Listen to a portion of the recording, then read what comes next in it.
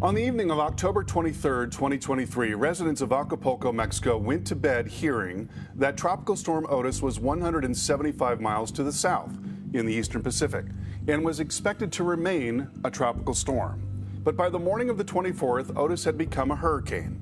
It was intensifying rapidly and at a far greater rate than the intensity models were predicting. In fact, the models didn't catch up to what Otis was doing until late in the day.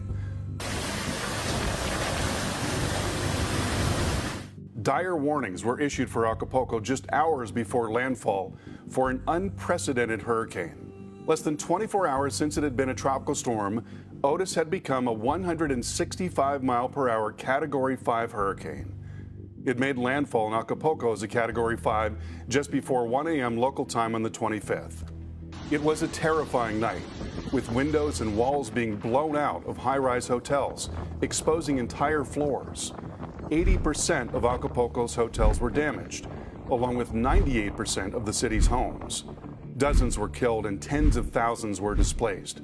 More than 4,000 businesses were wiped out, and hundreds of boats washed ashore. In an area where landfalls are rare, Otis became the costliest hurricane in Mexico history.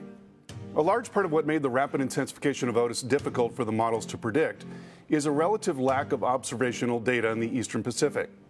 Intensity forecasting is tricky to begin with because it can involve smaller changes that the models may not be able to capture, and that's even more true when the data is sparse. But what's also complicating the matter is a greater amount of potential energy in the oceans. Otis's rapid intensification was among the fastest on record, and it occurred, as is often the case, when the storm passed over exceptionally warm ocean waters.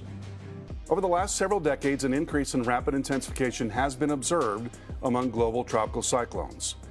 Warmer oceans appear to be an important driver, and a study published just this spring revealed an increase in rapid intensification near coastlines due in part to higher humidities and reduced wind shear. A warmer world is projected to be more conducive for the rapid intensification of hurricanes. With tens of millions in vulnerable areas, we'll need improvements in intensity forecasts, which means we'll need to close the gaps in our ocean observation networks.